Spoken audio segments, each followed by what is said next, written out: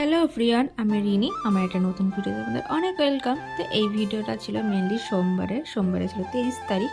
তো সকালবেলা এখানে আমি হেঁটে চলে এসেছি, আর হাঁটার সঙ্গে সঙ্গে সেদিকে ছিল সোমবার, যেহেতু তার জন্য পুজো করব বলে ফুলও নিয়ে এসেছিলাম।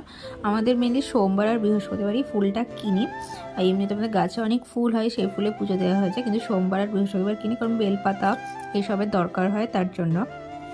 তারপর বাড়ি এসে আমার যা কাজ থেকে সব কমপ্লিট করে স্নান করে এখানে পুজো করে নিয়েছিলাম সকাল সকাল। তারপর পুজো কমপ্লিট করে এখানে ব্রেকফাস্ট করে নিয়েছিলাম। আর ব্রেকফাস্টে সেদিনকে মা করেছিল তড়কা, ডিম তড়কা করেছিল, আর এখানে মানে আটা দিয়ে কম তেল দিয়ে পরোটা করেছিল, এটা দাদা করেছিল। আর তড়কা রুটির সাথে পেঁয়াজ লঙ্কা না থাকলে সেটা ভালো লাগে না খেতে, তাই একটু পেঁয়াজ লঙ্কা নিয়েছিলাম। তারপর খাওয়া দাওয়া কমপ্লিট করে আমি চলে গেছিলাম পৌরসভা, কারণ যুবসাথীর যে ফর্মটা ওটা জমা দিতেই গেছিলাম। তো আমি আগের দিন ফর্ম নিয়ে এসেছিলাম, তারপর পরের দিন ফিল আপ করে জমা দিতে গেছিলাম।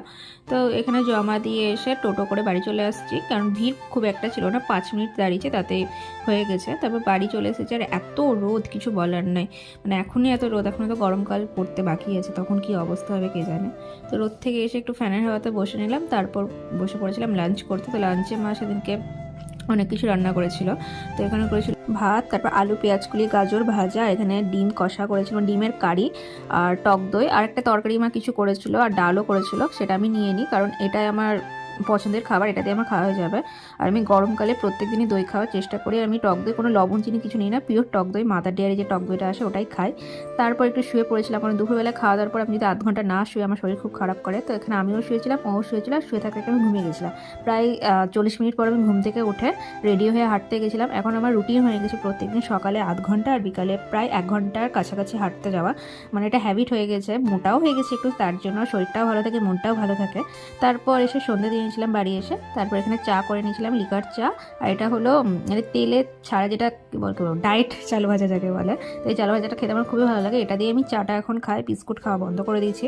তারপর একটু মাথায় তেল দিয়েছিলাম, কারণ অনেক দিন আমার হেয়ার অয়েলিং করা হয়নি, চুলটা খুব রাফ হয়ে গেছিলো, আর পরের দিন শ্যাম্পু করতাম, তার জন্য হেয়ার অয়েলিং করে নিলাম। আর আমি এখন এই অয়েলটা ইউজ করছি, এই অয়েলটা প্রায় আমি 1 বছর ধরে ইউজ করছি, খুবই ভালো বেনিফিটস পেয়েছি আমি।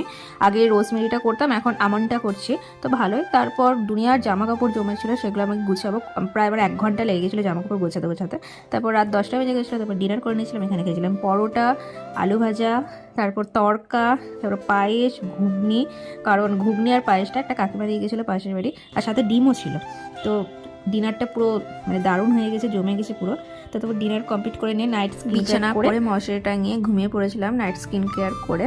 আর এখন আমি 11টার মধ্যে ঘুমিয়ে পড়ার চেষ্টা করি, আর শোয়ার 5-10 মিনিটের ভেতরে আমি ঘুমিয়ে পড়ি, এটা এখন আমার অভ্যাস হয়ে গেছে।